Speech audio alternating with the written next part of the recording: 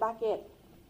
And all because, sabi ko nga, sinabi ko na dati, we are a threat to the perpetuation in power of people na interesado maging, sabihin na natin Prime Minister, kung matuloy yung niluluto nilang tsa-tsa, o President, kung hindi maluto yung tsa-tsa nila.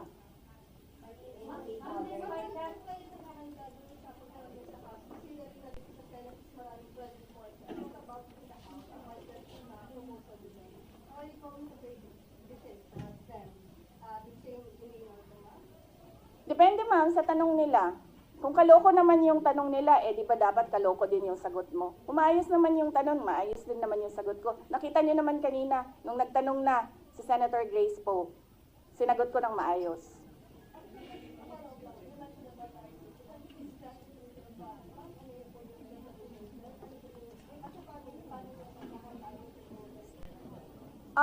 Sa amin po kasi, we put lines. Hindi po kami nagkikriss-cross ng problema namin. Tulad po ng sinabi ko sa amin mag-asawa, kung issue niya yon, ang drug smuggling, siya lang ang magsasalita, siya ang mag-aasikaso. Yung issue ko sa confidential funds na tinitira, sa COA na hinahabol, sa impeachment na pinag-uusapan, sa akin din yon. Ganun din kami ni Pangulong Duterte. We have different set of lawyers for ICC.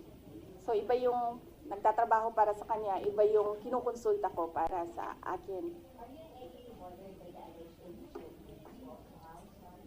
Hindi. Hindi. I'm not at all bothered. I am bothered na gusto nila i-frustrate ang pinili ng mga tao na maging Vice President, all because of power and politics. Pero kung ako lang, ulitin ko lang ha, unang-una, hindi ko gusto tumakbong president. Di ba nga, kaya nung tinanong ako ng magkapatid na Marcos, ni BBM at ni Senator Amy, kung tatakbo ako, diretso ko sinabi, January of 2021, sabi ko sa inyong lahat, hindi ako tatakbong Pangulo. Totoo yun. Tapos, hindi ako tatakbong Vice President. Kasi hindi naman napag-usapan yon before the deadline of filing of candidacy. Hindi napag-usapan ang pagiging Vice Presidente. Kaya tumakbo akong mayor. Kasi ano bang pangarap ko sa buhay? Maka 3 consecutive terms na mayor ng Davao City. Yun yung pangarap ko. Tapos, pagkatapos ng filing of candidacy, lumapit na sa akin yung magkapatid na Marcos. Sabi nila, hindi kami mananalo kung hindi mo tutulungan kami sa Mindanao at sa Visayas. Sabi ko sa kanila, okay, sige, dahil maraming big ticket projects si Pangulong Duterte sa Davao City, sa Mindanao at sa ibang lugar pa ng ating bansa na gusto nating mapatuloy. Kaya nga, di ba, tumakbo kami on the platform of unity and continuity na hindi natin nakikita ngayon na saan na yung mga big ticket projects. Wala na lahat. Created.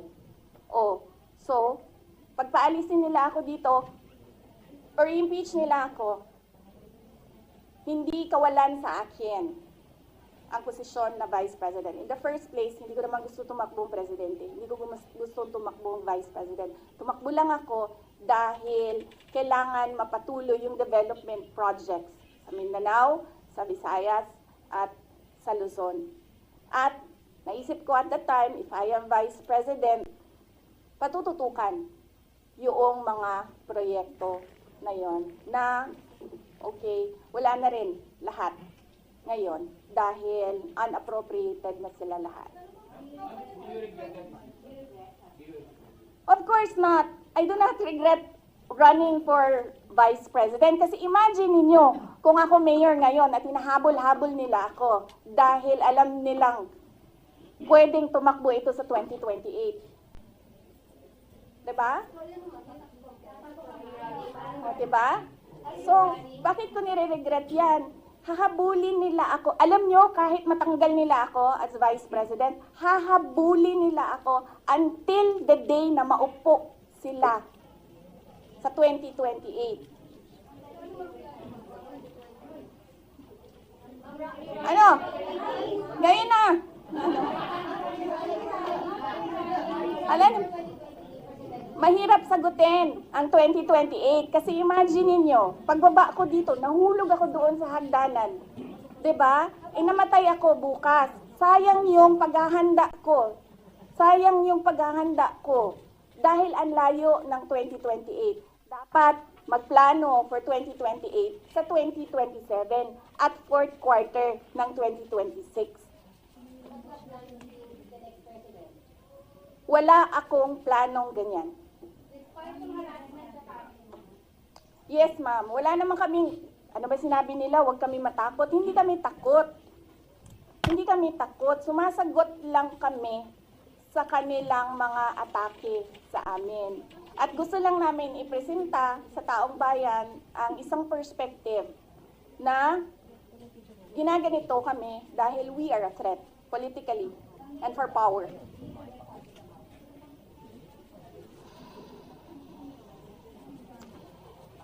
Do I regret helping? Do you want to answer that question? Or alam mo ba ang sagot? Senator Amy? Senator Amy Marcos? Magkaibigan naman kami.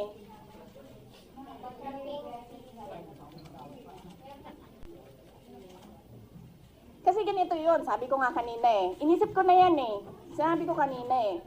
Kung hindi naman ako tumakbong Vice President, mayor ako, hahabulin pa rin ako eh. Hindi nga natin alam kung sinong mananalo nun eh. Kung hindi ako tumakbong Vice President, hindi siya ang President. So likely yung isa ang President. Eh lalo na yun. Kita nyo nga doon, di ba? Tanggalin daw ang...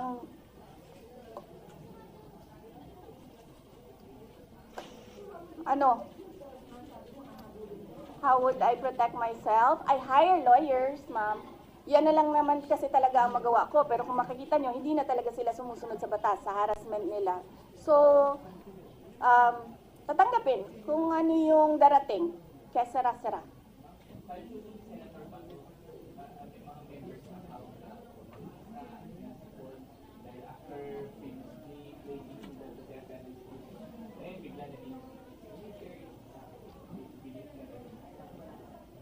Ako, lumaki ako sa politics. 9 years old pa lang ako, mayor na ang father ko. So from 9 years old until today, wala akong ibang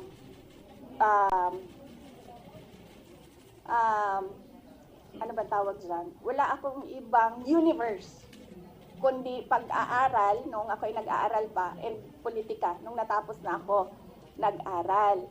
Wala akong problema maghiwalay tayo sa politika. Diba? Kasi hindi naman talaga natin ma-define kung saan tayo bukas sa politics. Kasi eleksyon ng ang ating mga public officials dito eh. May eleksyon eh. Kaya hindi natin alam kung saan tayo papupunta bukas. Wala akong problema. Maghiwalay tayo lahat. Diyan kayo lahat. Dito ako mag-isa. Ang hindi ko nagugustuhan ay yung pambabastos. Yun. Pwede naman tayo maghiwalay sa politika eh. Huwag lang maging bastos. Thank you.